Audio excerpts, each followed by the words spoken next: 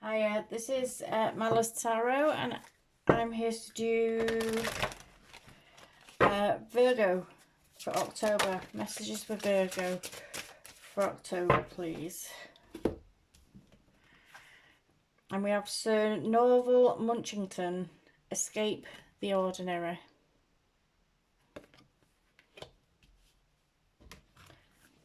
Messages for Virgo for October, please. A message for Virgo for October, please. A message for Virgo for October, please.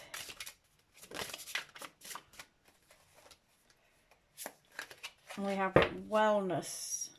A healthy body, mind and spirit thrive with a constant flow of abundant energy, with balanced energy.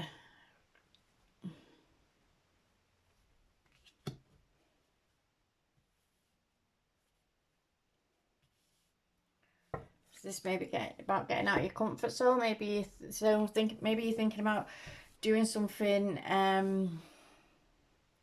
with Escape the Ordinary. It might be that you're thinking of doing something, planning to do something. I don't know why Tough Mudder just came into my head. I don't know if that's a thing at this time of year. I'm not really into sports like that. But Tough Mudder came into my head then. So it may be that you're thinking of doing something or challenging yourself in some way and getting out there and doing something. Maybe something for charity. Charity's just popped in my head as well. So you may be thinking about kind of applying or doing or putting yourself into something where you're going to have to train and work up to achieve it. In order to do this, though, you're going to have your mind, body and soul straight. You're going to have everything flowing in order, which means taking care of yourself and not like kind of overindulging in stuff. So it may be that, especially like now it's coming up to party season, that you're actually thinking of holding off from the partying and maybe the drinking and the overeating and stuff like that, because you're wanting to train to do something. You might be having something in your mind that you're wanting to do, wanting to achieve. It might be a goal that you've set for yourself.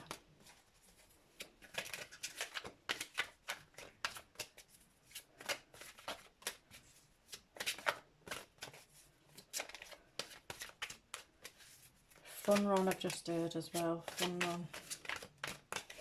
Messages for Virgo, please. So we have the Queen of Swords. Messages for Virgo, please, for October. We have the Moon. Messages for Virgo. We have the Three of Swords. Messages for Virgo, please. And we have the Page of Cups.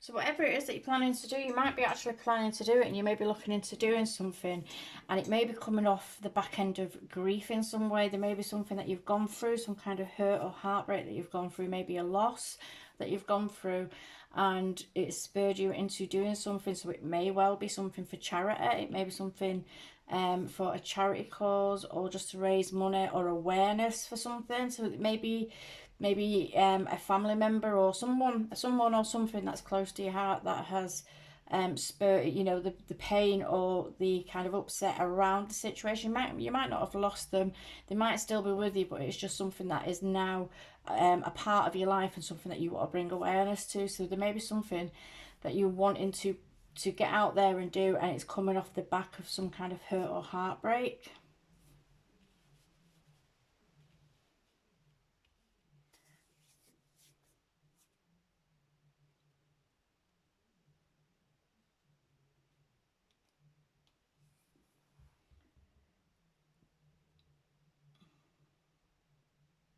It's almost as well like I keep getting pulled back to the Three of Swords. It's almost as well like this feeling of like wanting to heal something, wanting to achieve or heal or mend something through an activity that is going to bring awareness or bring some kind of support to a situation. It could even be yourself, but you're just wanting to bring some kind of support, do something with yourself, or make an impact or make some kind of gesture in support of something.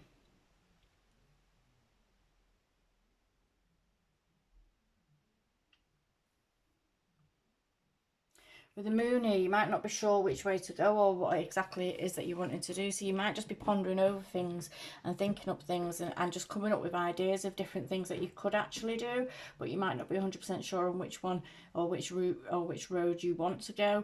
I also get a feeling that maybe it's not for somebody else. Maybe it may be for yourself. Maybe you might have, you may have had news that's been upsetting, news that's been disappointing. It's come from someone that's been a bit of a sharpshooter. This is getting information. This is the Queen of Swords. When she speaks the truth, and it's a blunt truth. And sometimes it's the truth that we, it's words that we don't want to hear. So at this is why I'm getting pulled back in again to this feeling of there's some kind of sadness or some information that's come forward that has caused a lot of confusion. Not only has it caused a lot of confusion, but there's a heartbreak and a hurt around it as well. So it may well be now that you're trying to figure out something that you can do, or some way that you can raise awareness or make a mark or just put yourself out there. At the moment, with the moon card, the moon card, as sure as the moon comes out, the sun comes up again the next day. As soon as the night is done, the day dawns again. So even though we may be in a spot of confusion, there is an element of hope here that the sun will rise again.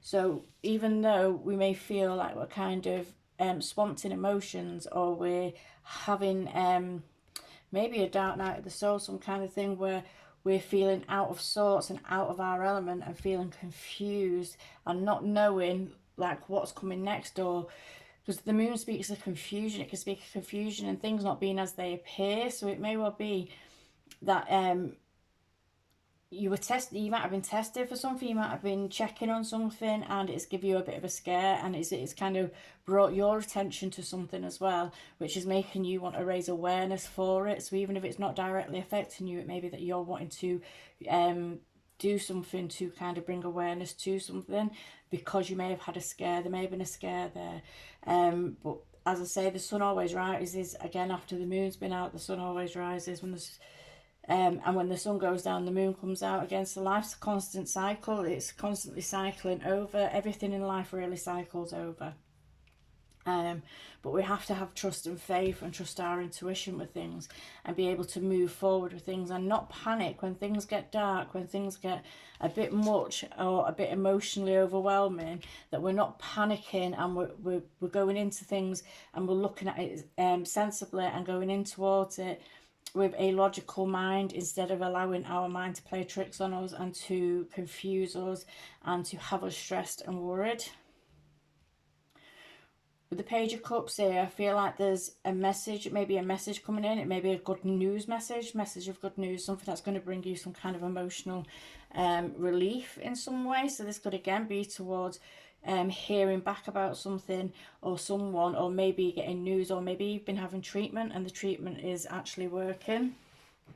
If it's not that, it could well be that representing you've been through a struggle, you've been through a hard time, and even if we have lost someone, we go through the hard time, we go through the dark night, we go through the grief of losing people, but then when we get into a space where we're going to do something to acknowledge and something to what's that word, where that kind of create a legacy or a memorial for someone else. It's almost like kind of, once we get through the grief and we've dealt with the grief and the heartbreak and we start healing, we can move forward in positive, better emotions, because we're going to do something that's going to bring a legacy, or a legacy to the memory of someone, or contributing towards helping others, if it's not directly impacting us, where we've just had a scare and it's actually, we've turned out it's not, we're all right, but then it's brought our attention to the fact that there are actually others out there that are actually getting the worst side of the news and are getting the bad news. So it may be that you wanting to contribute something towards that, or do something in some way to help towards that. And I feel like this will bring you not only emotional victory, but it's also that kind of offering of emotion to other people. So it could be like kind of speaking to people, helping people out, or getting into groups, or connecting with people who may need someone to talk to.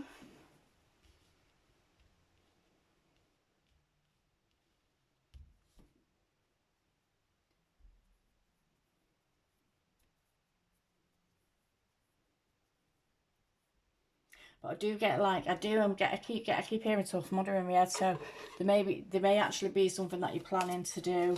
And I do feel like whether it is personally effective grief or a scare or something that's brought your awareness to it, I do feel like whatever it is that you're planning to do, maybe coming off it is coming off the back of some kind of scare or grief or some kind of confusion.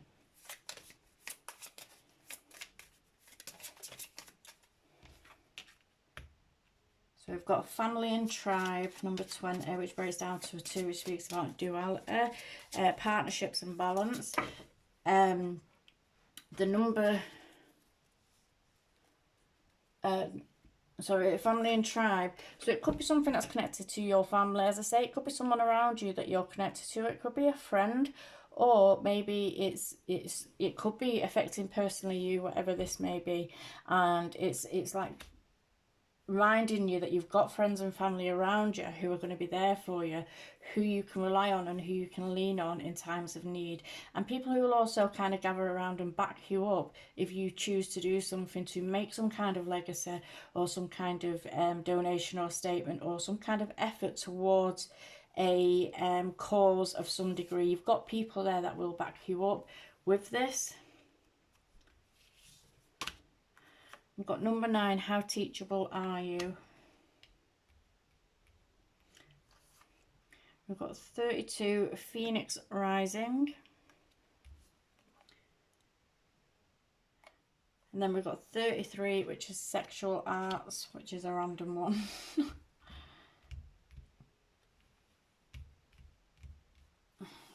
From these.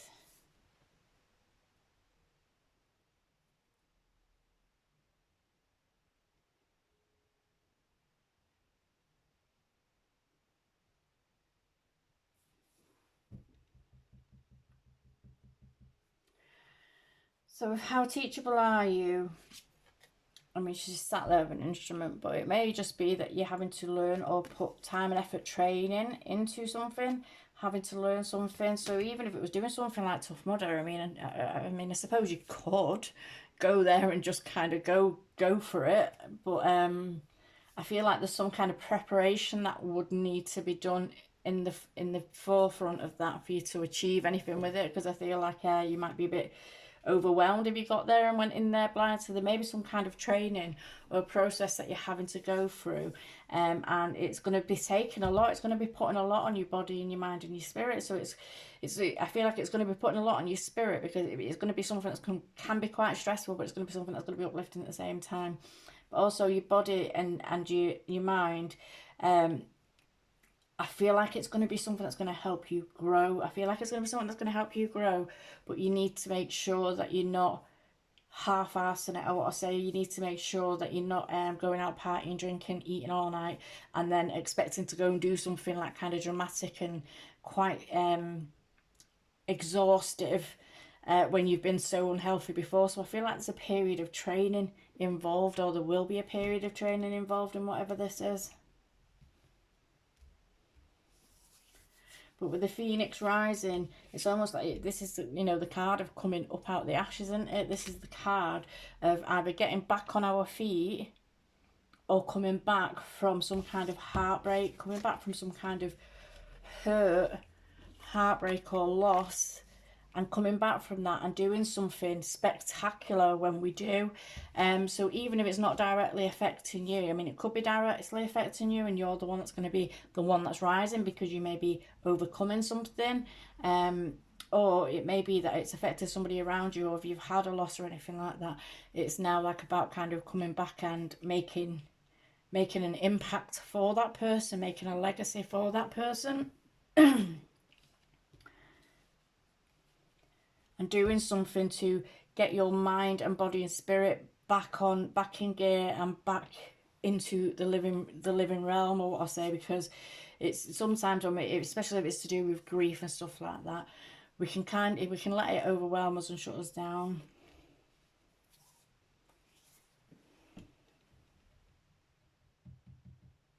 So sexual arts, I mean, a random card. But to me, it's a 33, it's a 6, and 6s are all about harmony, cooperation, and communication. So it may well be that you are needing to learn to express yourself at the moment. There may be something that you're needing to express, or maybe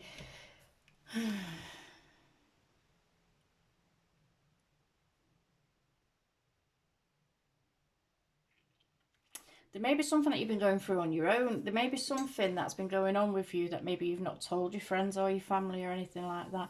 And it may be something that you've been going through on your own. And it may be now time to share that, to learn how to communicate that to people, and learn not to deal with things on your own. I'm not even getting pulled, even though it says sexual arts, I'm not even getting pulled towards a sexual kind of vibe from that. It could just be speaking about connecting and communicating with even just a partner. So there may be something that you've been going through, that you've been dealing with alone, and it might be time to express that now, to get it out into the open, so you can have your tribe around you, so you can have your family around you, and they can have your back and help you out and help you with whatever it is that you're trying to achieve. But I do feel like there's some kind of project that is wanting to be done. I'm getting a feeling of like a project that is wanting to be done in honor of someone. I feel like it's the phoenix rising. I feel like it's kind of, right, we've been down to the depths of despair, we've been down to this heartbreak, and now we're going to rise above it, and we're going to make an impact. We're going to come back, we're going to come back, and we're going to come back with clout. We're going to come back and we're going to create something or do something, and we're coming back with like a zest that is going to carry us forward, and it's going to be creating some kind of healing, if not for ourselves, for other people around us. It's going to be doing something that is also going to be rewarding us on an emotional level, and bringing emotions back into our lives, and allowing us to open up and be vulnerable with people again. Allowing us to open up and be vulnerable with people again.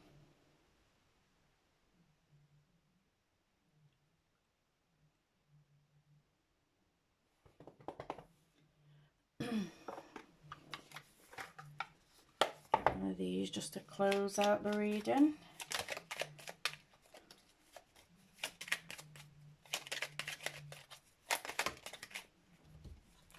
Beginnings. Don't be afraid to start small.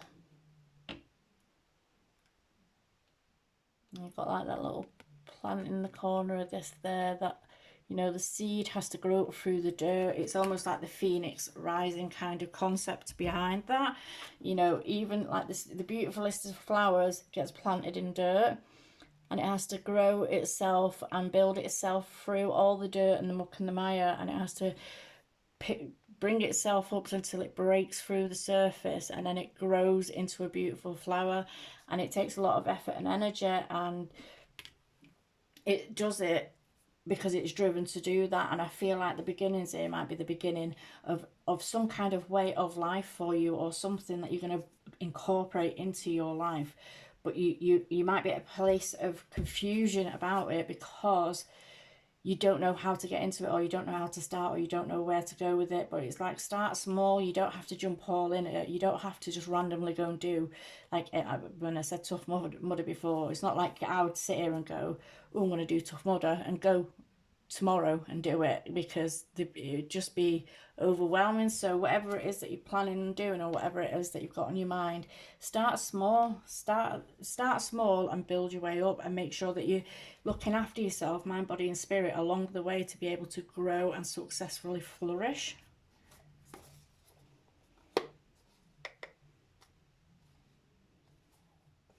Okay, I'm going to leave that there. All right, thank you.